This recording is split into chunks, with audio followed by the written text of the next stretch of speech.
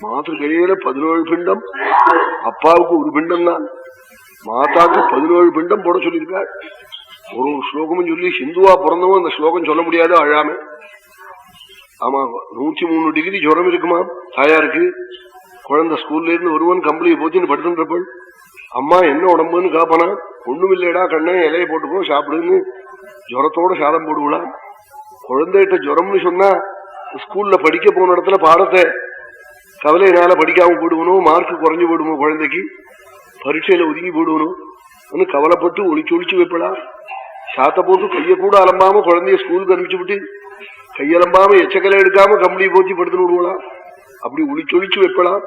அப்படி ஒளிச்சு வச்சே அதுக்காக மாதபிண்டம் ததாமியகம்.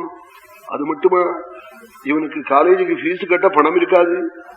கையில் இருக்கிற தங்க வளைய வெள்ளிக்கிழமைக்கு அடகு வச்சு பணம் வாங்கிட்டு வந்து கொடுப்பாள். அம்மா ஏது பணம்னு கேட்பன் பையன். அப்பா உங்க அப்பா வச்சிருந்தாரா பொட்டியில பணம்னு பொழுகுவலாம். ஏன்னா கையில போட்டுண்ட வளைய அடகு வச்சேன்னா குழந்தை கலங்குவனும், காலேஜில் போய் பரீட்சை எழுதுற போது அவன் கண் கலங்க போறதே, கவலைப்படுவனேன்னு ஒளிச்சொளிச்சு வைப்பலாம். அப்படி ஒளிச்சொளிச்சு வச்சே அதுக்காக மாதபிண்டம் ததாமியகம்னு ஒரு பிண்டம். இந்த 17 பிண்டமும் ஒரு 2 நிமிஷம் குழந்தை வர வேண்டிய சந்தர்ப்பம் அல்லன்னா பரபரந்து ஓடுவலாம். பக்கத்தாத்துல போயும் எதிராளத்துல போயும் பேசாதாத்துல போயும் சண்டை போட்டாத்திலையும் போய் காப்பலாம். குழந்தைய கண்டியா கண்டியான்னு காப்பலாம். அதுக்காக ஒரு பிண்டம். மாதாவுக்கு பதில் ஒண்ணுமே இல்லவே இல்லை.